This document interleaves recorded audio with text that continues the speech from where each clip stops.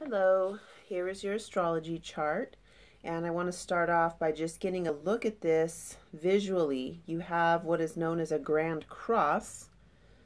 So there's a square in the center, and then there's an opposition between the moon and Mars, and there's an opposition between Uranus and the sun, who is next to Chiron.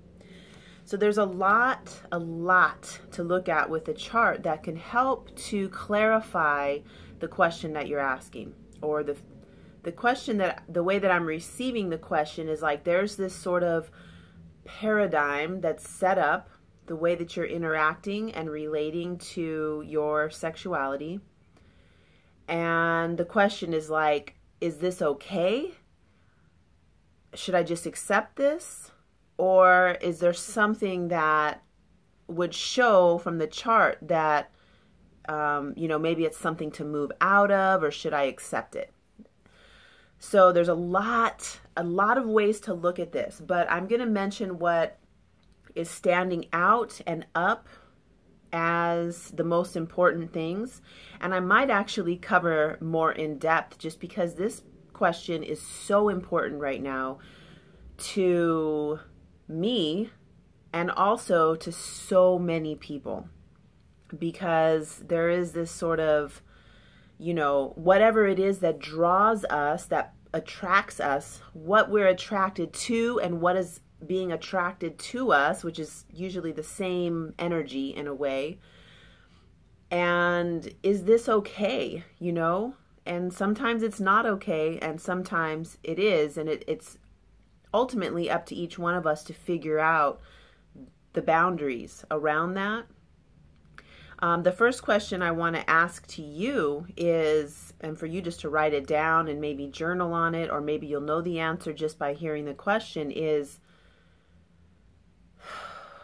are you okay with it? Is it fine for you? And do you feel any irritation or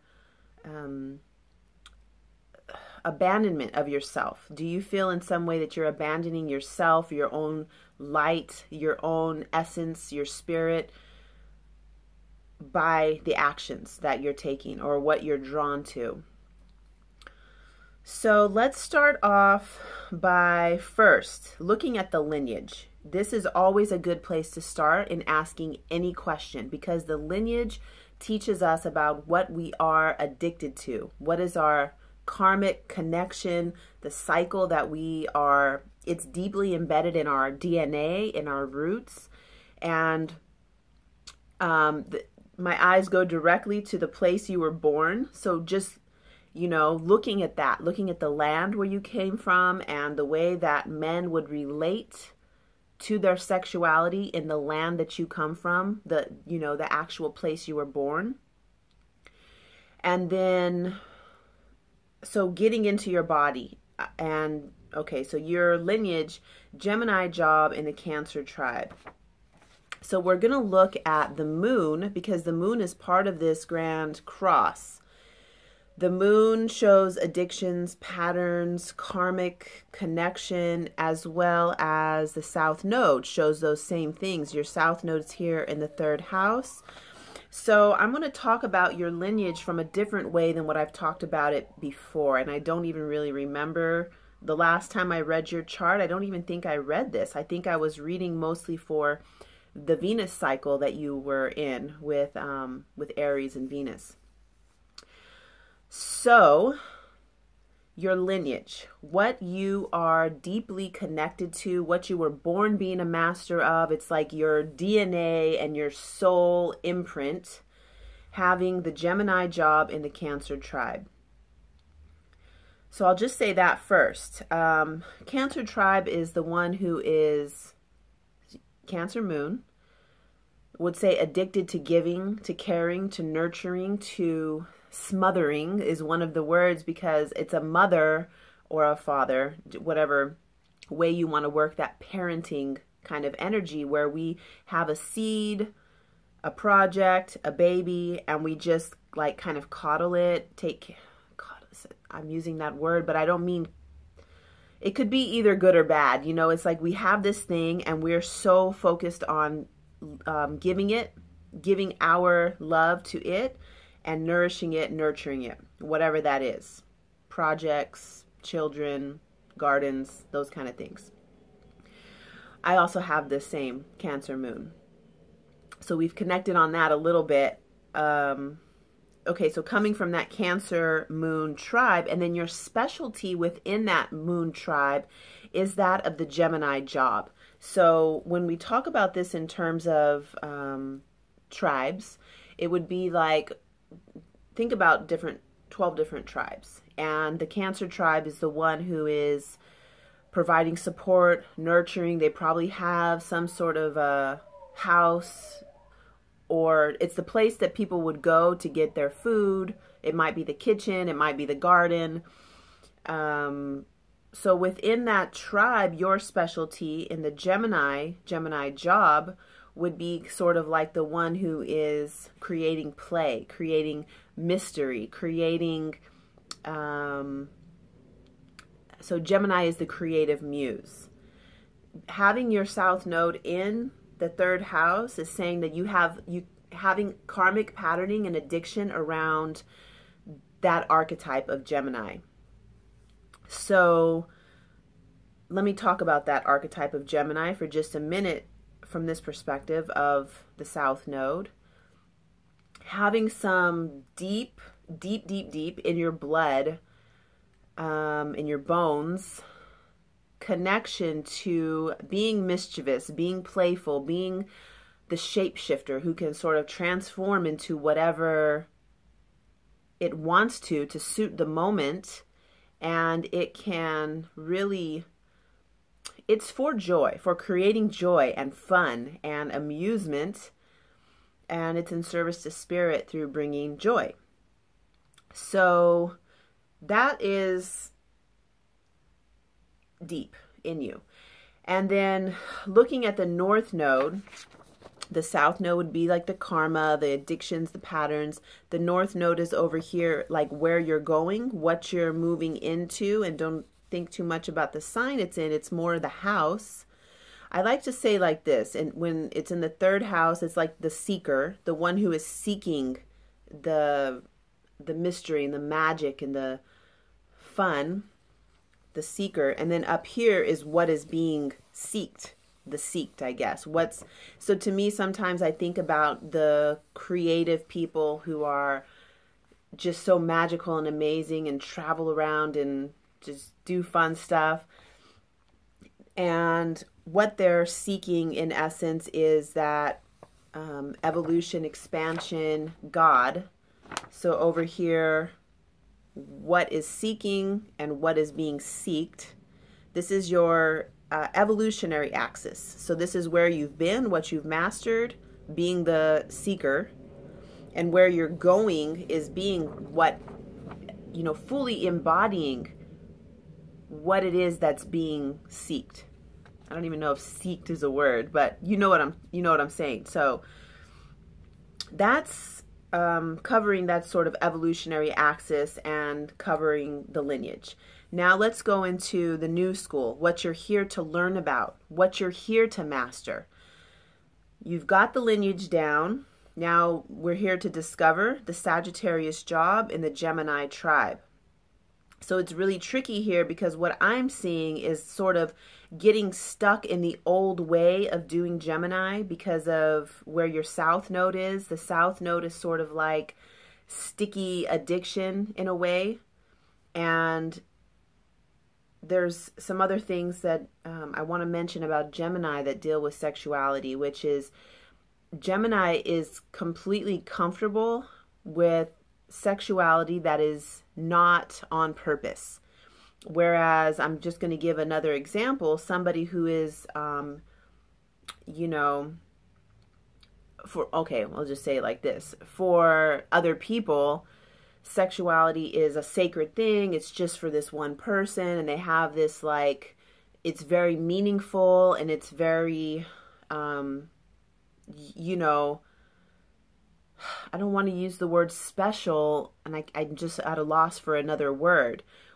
for Gemini, the sexuality is in of itself a in the moment, very now activity that is playful and fun and not necessarily on purpose to create something that's going somewhere. Do you know what I mean? So all of that is sort of in the realm of Gemini. When it's in your South Node, we want to look at where are we getting sticky? Where are we getting sticky on these Gemini aspects? And are you connected to your moon? Are you connected and honoring your lineage of the Cancer moon, which is there to nourish and support and feed and sort of take care of what it is assigned to taking care of, whether it is kids or a project or a garden. Those are my only 3 examples today. I think because those are 3 things that we can relate. Your project being your school, or the school that, you know, your book and your school. I don't really know exactly what it is you're doing as far as your projects. I love all the diving pictures, but I'm not exactly sure what other projects you have going on. But Cancer moon is the expert at nourishing projects, progeny. So if you feel connected to that, that's great. We don't want to be stuck in it, but we want to honor that and be connected to it. And then moving into the new school. So you have Gemini rising. This is saying that you're here to learn the evolved ways, or for you, it's sort of I have a friend named, I can't even remember his name because it's Gemini something, and I only remember Gemini. It's weird how it's just gone out of my mind right now, but he has a really good YouTube channel. He's a member of my school, not my school, the school I go to. And anyway, something that he said is that Gemini, he has a similar setup that you do, as far as Gemini being part of the lineage and Gemini being what you're here to master. And what he was saying is that it's sort of like bringing Gemini up. As you're growing and evolving, you are directly influencing the growth and the evolution of the Gemini mysteries. So that's sort of what you're here doing. And you have the Sagittarius job in the Gemini tribe. Sagittarius job is the one who is doing it for evolution and expansion of yourself, because when you become the green tree in the forest, the entire forest becomes more green. So your own evolution and expansion leads to evolution for all of us. Gemini job, you have Gemini rising, and you're doing it sort of in a Sagittarius way. Some of the things that could come up with this, Gemini tribe, being either too much, mischievous, playful, the creative muse who is just creating things and has, you know, nothing in a way. That's sort of what Gemini does, is create things, and there's no real, it's just for fun. It's just for the spirit of bringing joy. So one thing that's coming up is like Copapelli, when he goes through the tribes and he comes and plays his music and has fun and does arts and, you know, brings that spirit of joy. Big party, sleeps with some people, good times, everybody's having a good time. In the morning he's gone and nobody ever sees him again. So there's like a mess that he didn't clean up. There's people who might have feelings who were like, hey, wait, what happened, you know? So that's just something to think about, you know? And especially because it is the old archetype of Gemini, and we don't know what it is. We don't know what the new archetype is. You're sort of creating that right now, as everybody with Gemini rising is. It's like we're learning, how do I say that? It's like right now in our physical body, what we choose, what we're choosing to do with what we feel and what we're working with is actively informing the energy of the above and the energy of the below. So it's like this co-creation, co-communication between you and me, our minds, our bodies, and what we perceive to be, you know, higher consciousness, or, you know, whatever. I think it's really all wrapped within, really no separation, but it is, you know, there's not like the universe is acting upon you or me. It's like happening all at the same time. I hope that's making sense. From what I'm seeing is like, you're creating this right now. We're creating this. So there is no wrong way. There is no right way. It's just, let's be really clear and conscious about what we're creating and what we're agreeing to. And every single choice that we make is our sacred contract with life and our own sacred embodiment. You know, what we're doing with our physical bodies and our energy bodies, that is the sacred contract. So the next thing I'll mention here is that your rising sign is conjunct with Juno. Juno being known as the relationship, marriage, actually, because it's the way two things combine together, two sources of income come together and create that unit, the union. It's known as marriage, but it doesn't have to be, because the way I'm seeing it on your chart, it doesn't have to be a marriage with another person. It could be combining yourself with another entity and becoming that third thing in a way. So two incomes, you know, this maybe it's your school, and then you, your own self, combining together. Or it could be a marriage. It could be a person that you combine your resources with and create that third thing. So you have that on the rising sign. Let me get really clear about one more thing. Your relationship axis is known as Gemini Sagittarius relationship axis. Who am I? Your meditation on who are, you know, who you are, what you're doing, what you're about. Who are you is over here. And this relationship axis is about having the quest mate, somebody to go with you, somebody who will be interested in the same spiritual teaching, somebody who somehow, it doesn't have to be the same teaching necessarily, but they're deeply into their own quest. I feel like it's better if you guys are on the same quest because you can go together, but it doesn't have to be that way. Some people like it when it's two different quests and you just meet up sometimes, you know? Okay, so that's the relationship axis. The next thing is that over here on Who Are You, the 7th house, which is the house of relationships and marriage, you have Jupiter and Neptune. Not going to get too much into that because more importantly, there's Venus, who is squared to this conjunction.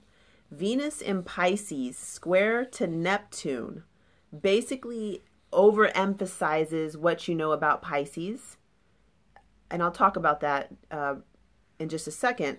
So Neptune is a lot like Pisces, pretty much just like it, but bigger. And then Jupiter being right next to your Neptune, Jupiter expands everything, makes everything bigger, makes it like larger than life. So basically, it looks like your inner feminine, being the goddess of universal love and compassion and that bliss, ecstasy even of, you know, I'm gonna get into that feeling of the square between Neptune and Jupiter, making it really big with Pisces. And what it is like is sort of, you know, when you're dreaming, or I'm getting into the, for myself, I don't know if it makes sense to you, but in that state of dreaming, and there's like an erotic dream where you're feeling just so wrapped in ecstasy and pleasure, and you're sleeping though, so it's nothing's really happening with your body, but it feels like it is. It's full body, and there is this sort of stretchy, the energy around gets thick and sort of stretchy, and it's like a net almost that you're just laying in and being embraced by this, the collective consciousness of bliss. So every bit of bliss in the whole universe that anybody's ever experienced, sort of just being wrapped in it completely. So this is the connection to Venus. One thing I wanted to say about your Venus was that when you were born, Venus was in a Scorpio cycle. So Venus was in Pisces, but she was in a Scorpio cycle. So you have a Scorpio overtone to your Venus in Pisces, which makes your connection to the inner beloved more intense, more passionate, more delicious, and just it brings an extra intensity to sexuality and desire, and the sort of pull to, I don't know the right words to say this, but it's like for that feeling of an orgasm, you know, that feeling, and to make that stay, to make that be there longer. So that is your inner feminine. That's your connection to the goddess. And one thing that I must say is that you can do this work to increase that within yourself so that you're fully comfortable to that part of yourself and not needing a body of a woman or anybody else to get into that bliss state. So I'll leave that there. Next thing is, let's next look at your Mars. So Mars is opposing the moon being your connection to tribe, your mastery, what you've already mastered. When Mars is directly opposing the moon, what this is saying to me is that those gifts from your moon, the gifts from having mastered nurturing others, are meant to be, or can be. I can't say it's meant to be. This is what it looks like from the chart. An opposition puts, so it's like the sun and the moon when they're in opposition to each other. They magnify the intensity of both of the energies in that pole. So for you, the moon and Mars were like a full moon, which blasts that out and intensifies the energy of Capricorn and Cancer. This says that your form of the masculine is full embodiment of Capricorn, Cancer. That whole polarity of raising up a nation, not just raising a family. It's like raising up whatever, maybe it's your school too, like feeding a project to the point of having something sustainable for the next 7 generations, which is what Capricorn is concerned with. Capricorn is your inner Mars. So I want to ask you, do you feel connected to Capricorn as your form of the god? Do you feel like, what do you feel about that polarity between Cancer and Capricorn? So just look at that whole pole of, it's known as the good parent, but the way I'm holding this polarity is that of raising up a family or a society or some sort of a group, raising it up and making it sustainable for the next 7 generations, but also feeding it, nourishing it. It's like you becoming the mother and the father within yourself, and that's your form of the god. It's a piece of the form of your god from what I'm perceiving from your chart. So look into that. See how you're feeling about that for yourself. So then when you put Venus and Mars together, Venus, what I talked about already with this intensity of, okay, the next thing I have to say about your Venus is that she won't create any stability for you. Absolutely none. Because unless you think about the stability of being able to go into that void, the pregnant void, the the loving darkness, that place where, you know, when you walk into a place with no eye, no vision, and it's completely dark, how do you feel in there? You know, how are you comfortable in that space? Because that is your inner feminine. And she won't provide ground or foundation at all. And she's not supposed to, because your form of the goddess is basically that glue that holds everything in the universe together. And everything that comes with that, meaning it's not just all love and bliss. It's like, if you think about the water, because Pisces and Neptune with the Scorpio overtone, there's tons of water to your inner feminine. She can be completely loving and bliss and orgasmic and just, you know, fully ecstatic, or she can be anxiety, tsunami, shipwrecks, you know. Those, I just had a vision of the movie Sinbad. I don't know if you've seen it with your kids or not, but, or by yourself. I will watch it by myself. It's really good. Where the sirens come, these beautiful sea things. They're like women, I guess. And the men are just like, ugh, like they can't even, they're about to wreck their ship because they're just so like, oh yes, they love it so much. That's sort of the energy of your inner feminine. So I can see how, you know, you could be drawn into that. And what we can realize right now is that pull toward it, that you can pull that back in, you know, draw that back in and breathe it through your body, and you be the embodiment of that sea siren.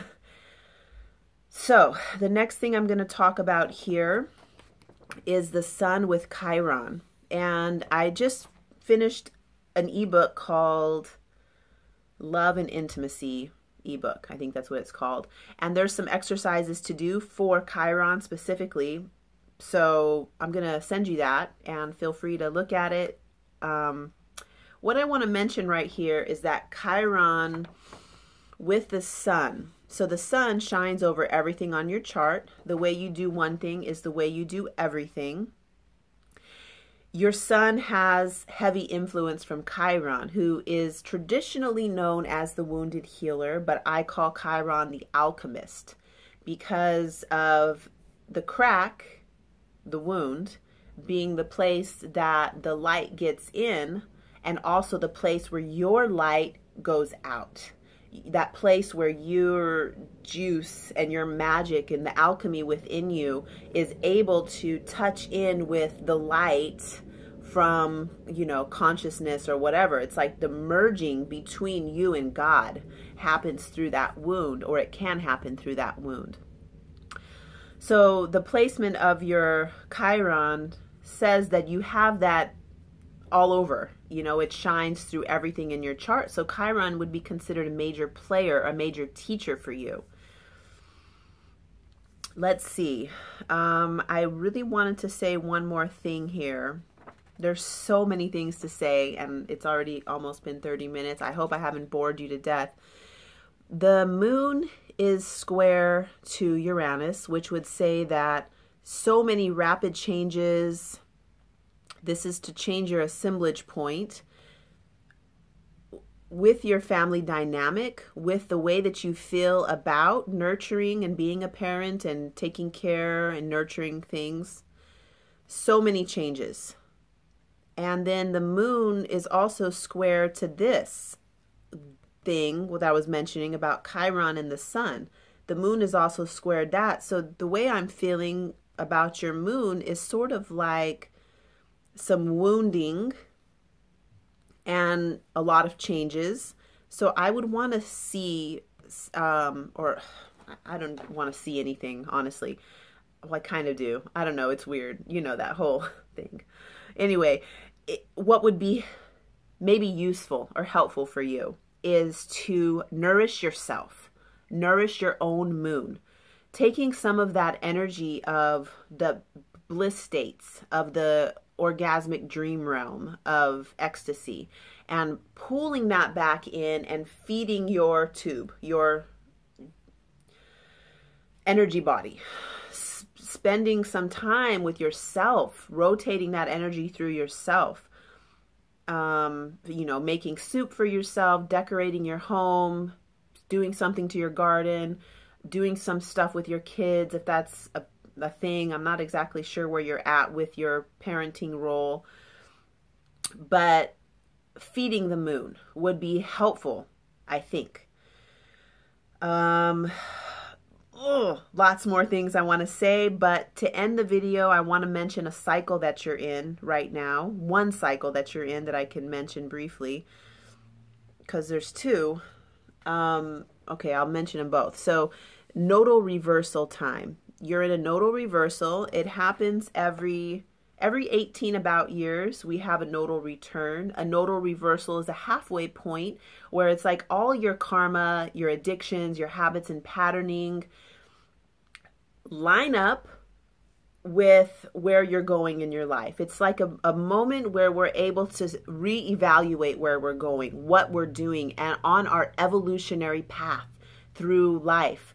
And so it's like the North Node being where you're going, what we are here to go toward. This is our North Star in a way, is touching your South Node, bringing up all your karma, your history, your patterns, your habits. And then the South Node in the sky touching your North Node. So same thing. It's just sort of bringing up everything. And this is a choosing point to be like, okay. And it's really great that that I'm reading this to you, that you're asking these questions and sort of reevaluating where I've been and where I'm going. And is this the path that I want to be on?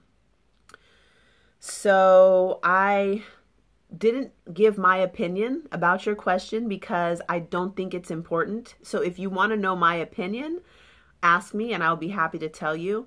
This is just the information from the chart. Oh, one more thing. I did say there was two things. Juno and Pluto are together and they're going over your Mars right now. So Juno being that relationship indication marking in a way. Pluto being sort of a destructive force that is meant to destroy anything that's keeping us from anything in you that's keeping you from being more of you. It gets crushed during Pluto times. So that's Pluto's job. So you've got that going over your Mars right now, which is activating that whole thing with Mars and your moon. So thank you so much for asking me this question. It's really amazing to me. I adore you and I think you're amazing and wonderful. So thank you so much, and I look forward to connecting with you soon.